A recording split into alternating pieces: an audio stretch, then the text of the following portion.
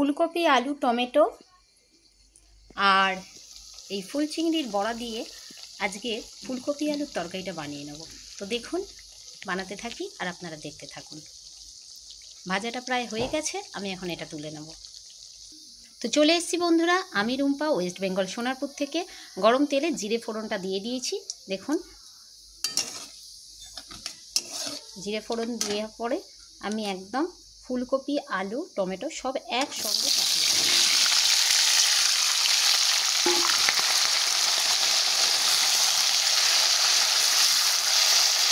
আজকে বন্ধুরা ফুলকপি আর আলুটা একটু বড় বড় করে কেটে নিয়েছি, সঙ্গে টমেটোটাও দিয়ে দিয়েছি।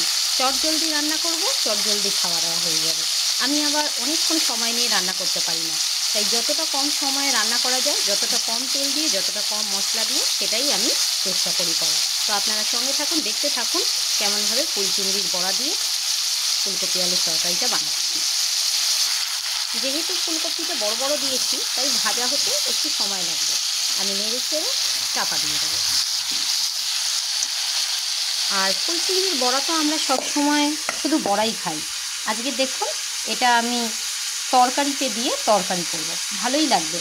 আপনারাও বানিয়ে খেয়ে দেখবেন, খুব সুন্দর খেতে লাগে। কিন্তু আমার একদম জানলার সামনেই রান্নার জায়গা। দেখুন বাইরেটা কত সুন্দর, আর এটা পূব দিক তো, একদম সূর্য ওঠা থেকে আমি দেখি আর সূর্য অস্ত যাওয়া পর্যন্ত খুব সুন্দর লাগে ভিউটা। আর আমার এইদিকে তো ফুলকপি আলু ভাজা হচ্ছে, আস্তে আস্তে রং ধরছে। দেখুন আমার ভাজাটা প্রায় হয়ে এসছে, আর একটু ভেজে নিলেই হয়ে যাবে। ভাজাটা প্রায় হয়ে এসছে, আর একটু ভাজা হলেই মশলাগুলো দিয়ে দেবো।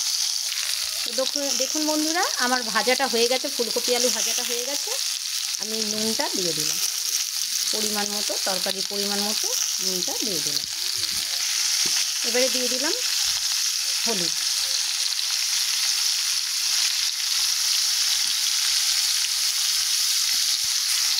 দিয়ে দিলাম লঙ্কা,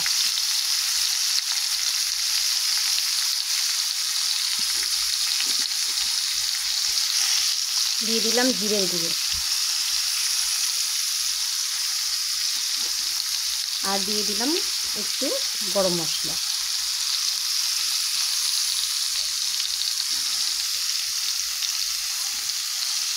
এবারে একটুখানি জল দিয়ে দিলাম কষানোর জন্য।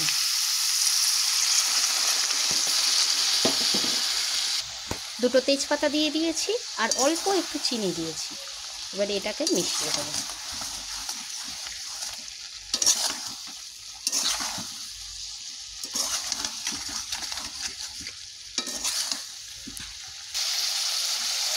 দেখুন আমার কষানোটা প্রায়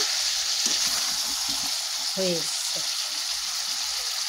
সিম্পল ঘরোয়া মশলা দিয়ে একদম। আপনারা চাইলে আদা রসুনের পেস্ট দিতে পারেন, আমার আদা রসুন পেস্টটা শেষ হয়ে গেছে তাই আমি আর দিলাম না। আদা রসুন পেস্ট দেবেন, আরও ভালো লাগবে। দেখুন আমার কষানো কমপ্লিট হয়ে গেছে, একদম তেল ছেড়ে দিয়েছে তরকারি। তেল ছেড়ে দিলেই জানবেন আপনার কষানো হয়ে গেছে, মশলার কাঁচা গন্ধ চলে গেছে। তো সবসময় জানবেন। কে কে ফুলকপি আর বাঁধাকপি খেতে ভালোবাসেন আমাকে জানাবেন। আমি ফুলকপি বাঁধাকপি খেতে খুব ভালোবাসি। তো চলুন এবারে জল দিয়ে দিই। তো দেখুন বন্ধুরা ধনেপাতা দিয়ে দিয়েছি একটু, আর জলও দিয়ে দিয়েছি। যেহেতু ফুলকপি আর আলুগুলো অনেক বড় বড় দিয়েছি তাই একটু জলটা একটু বেশি দিয়েছি, কারণ সিদ্ধ হবে তো। এইবারে চাপা দিয়ে দেবো। এরপরে যখন নামাবো আবার আপনাদের সঙ্গে দেখা হবে। তো দেখুন বন্ধুরা আমার ফুলকপি আলু ফুল চিংড়ির বড়া বড়ি দিয়ে তরকারি কমপ্লিট হয়ে গেছে, সম্পূর্ণ হয়ে গেছে। খুব সুন্দর টেস্ট হয়, আপনারা বানিয়ে অবশ্যই খাবেন। আর যদি ভালো লাগে একটু লাইক, একটু কমেন্ট করে জানাবেন, ভালোবাসা দিয়ে পাশে থাকবেন, আর একটু সাবস্ক্রাইব করে দেবেন চ্যানেলটাকে। তো বিদায় বন্ধুরা, আজকের মতো টাটা এখানেই।